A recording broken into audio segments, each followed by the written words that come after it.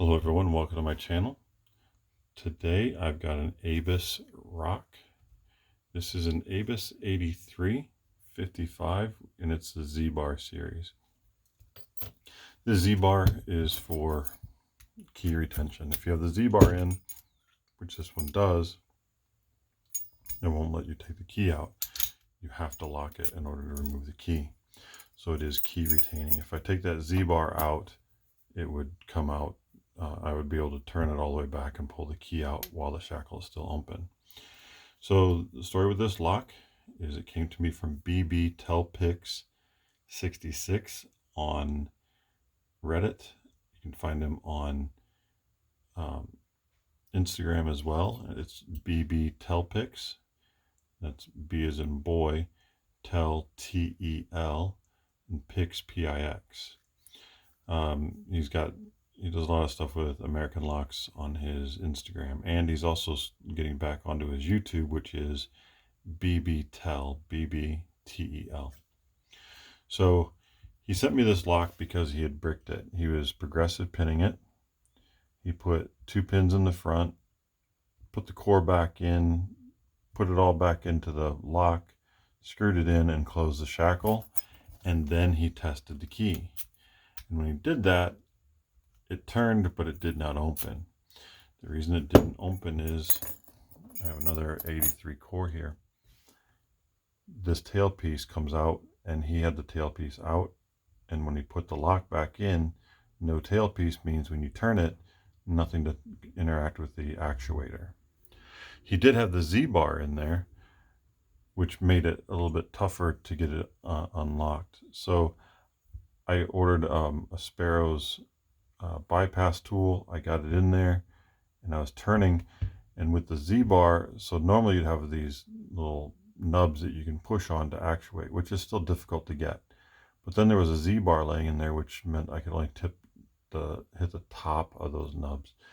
Eventually it popped open. I don't know how, don't care. It came open. It took me a lot of times and trials to get it open, but it finally popped open.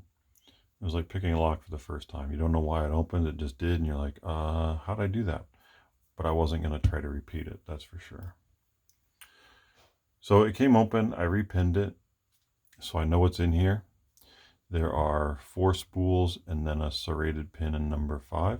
It's a lightly serrated pin.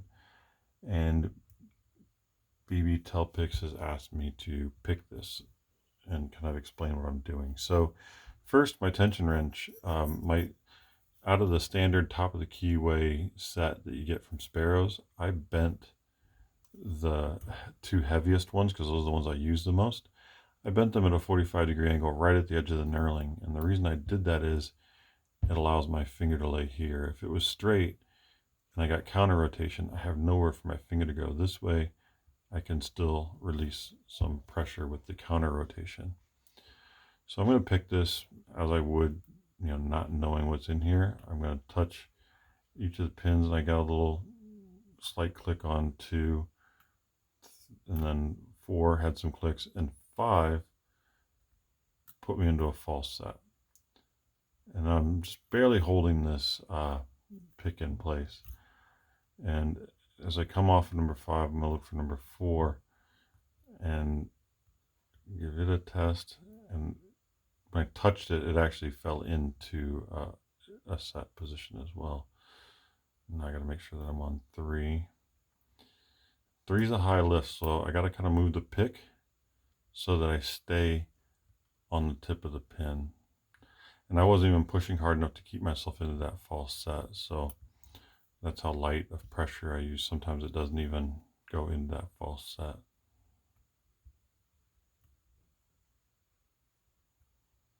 Okay, now I'm on the edge of the pin, I'm not on the tip. And usually when that happens, then I come lift up. There we go. When I lift up, I end up pulling past the pin because I'm on the back of it, and as it gets so high, it just flicks off. So that was actually pin 1. And I have a tendency to kind of get a heavier tension pressure when I get, as I pick a couple of pins. So now I got to find what pin I don't have. Looks like number 3 is not set. So trying to stay on the tip of the pin. There we go. I was trying to stay on the tip of the pin and not slip, plus the tension wrench started moving on me. But we're open, and there we go. So it's light pressure. It's just going through and finding it. Once I touched number 5 and lifted it, I got into that false set. For me, that's a really good place to be, is into a false set, because then it's just a matter of finding the spools that give me counter rotation, clicking them over.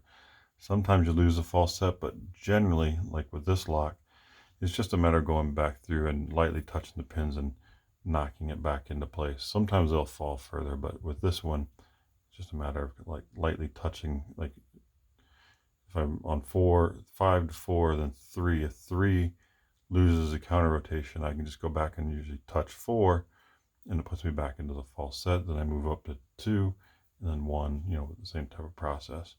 So that's my approach to this lock and spools. It was a lot of fun for me to unbrick it. It's a really good feeling of satisfaction, more than fun. It's just I feel good that I was able to do it and help somebody else out.